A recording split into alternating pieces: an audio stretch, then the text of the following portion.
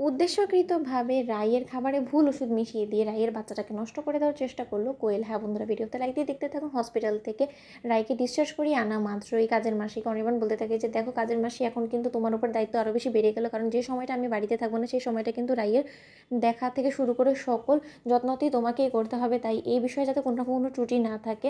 তখন এই কথা বলে আমরা কাজের মাসি বলতে থাকে যে আর কত দায়িত্ব কর্তব্য আমার উপরে দেবে বলো তো, গোটা সংসারটা আমার উপরে দিয়ে দিয়েছো ঠিক আছে, কিন্তু তাই বলে এখন যদি দিদিমণিরও সকল কাজ আমাকে করতে হয়, তাহলে আমি এত কিছু কী করে সামলাবো বলো তো। তখন এই কথা বললাম কোয়েল হঠাৎ করে ইন্টারফেয়ার করে বলতে থাকে যে অনির্বাণ, তুমি একদম ভেবো না ঘর সংসারের সকল দায়িত্ব না আমি নিয়ে নেবো, আর কাজের মাসে তুমি না হয় অন্তত রাইয়ের দায়িত্বটা নিয়ে নিও, ওর খাবার দাবারের দিকটা দেখো।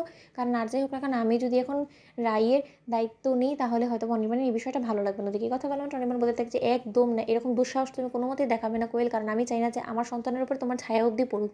ওদিকে এই কথা বলা মাত্র কোয়েল বলতে থাকে যে অনির্বাণ, তোমার না চাইতেই তো আমার ছায়াটা তোমার সন্তানের উপরে পড়বে, তারপরে তো তোমার সন্তানকে এই পৃথিবীর আলোর দেখা থেকে আমি চিরতরে সরিয়ে দিতে পারবো, তাই না? ওদিকে কথা বলা মাত্র কাজের মাসি যখন রাইয়ের জন্য রান্নার করা খাবার বেড়ে রাখে, ঠিক সেই মুহূর্তে রাইয়ের জন্য বাড়া সেই খাবারের মধ্যে ভুল ওষুধ মিশিয়ে দিয়ে কোয়েল বলতে থাকে যে রাই, এবার যখন এই ভুল ওষুধটা তোমার পেটে যাবে তখন এমনিতেই তোমার বাচ্চাটা নষ্ট হয়ে যাবে, তখন আরও একবার অনির্বাণের মনে যে আশাটা তুমি জাগিয়েছো না, সেই আশার কিরণটা আবারও নিভে যাবে, আর তখন এমনিতেই অনির্বাণ সুর করে আবার আমার দিকে ফিরে আসবে, আর তখনই হবে আমার কিস্তিমাত। এই খেলায় তুমি কি মনে করছো একটা সুখবর দিয়ে তুমি এরকম করে অনির্বাণকে আমার কাছ থেকে কেড়ে নিবে, আমার খেলাটাকে একদম পুরোপুরিভাবে ঘুরিয়ে দেবে? সেটা কোনোদিনও সম্ভব হবে না। ওদিকে আড়ালে দাঁড়িয়ে যখন রাই গোটা বিষয়টা দেখে ফেলে, ঠিক সেই মুহূর্তেই রাই দুপুরে খাবার খাওয়ার সময় কোয়েল বলতে থাকে যে খাও খাও, খাচ্ছ রাই খাও, তারপরে যে তোমার কপালে কতটা দুর্গতি আছে সেটা তুমি হয়তো বা কল্পনাও করতে পারছো না। ওদিকে রাই গোটা খাবারটা শেষ করার সত্ত্বেও যখন রাইয়ের কোনো রকম কোনো শারীরিক সমস্যা না হয়, ঠিক সেই মুহূর্তে কোয়েল বলতে থাকে যে কী ব্যাপার,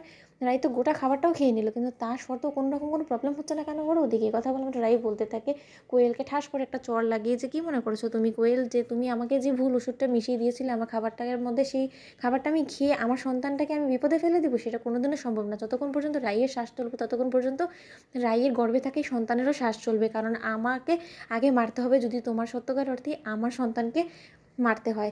তাই একটা কথা তুমি ভালো ভালো জেনে রাখো, যদি আমার সন্তানের উপরে একটা আঁচও আসে তাহলে কিন্তু আমি তোমাকেও আর রক্ষে দিব না। ওদিকে কথা বললাম তো কোয়েল বলতে থাকে যে রাই, তুমি মিছিমিছি আমার উপরে সন্দেহ করছো, তুমি যে জিনিসটা ইঙ্গিত করার চেষ্টা করছো আমি সেরকম কোনো কাজই করিনি, তুমি আমার কথা বিশ্বাস করো। তখন রাই বলতে থাকে যে সেই তো আমি তোমার গোটা কুকীর্তিগুলো আমার ফোনে রেকর্ড করে ফেলেছি, একবার শুধু আজ অনির্বাণ অফিস থেকে বাড়ি ফেরোক, তারপরে ওর সামনে সকল তোমার কালো চিঠ্ঠা আমি খুলে ছেড়ে দিব, তখন আমি দেখবো যে তুমি এই বাড়িতে কী করে টিকে থাকো। কোয়েল ওদিকে কোয়েল বলতে থাকে যে রাই, তুমি যত যাই চেষ্টা করো না কেন আমাকে বিপদে ফেলার, কিন্তু কোনো মতে তুমি আমাকে এই বাড়ি থেকে তাড়াতে পারবে না, কারণ অনির্বাণও খুব ভালো করে জানি যে আমি এরকম একটা নোংরা কাজ কোনোদিনও করবো না তোমার বাচ্চাকে মারার জন্য। তোমাদের ভিডিওটা ভালো লেগে থাকলে লাইক এবং শেয়ার করে সাবস্ক্রাইব করতে ভুলো না।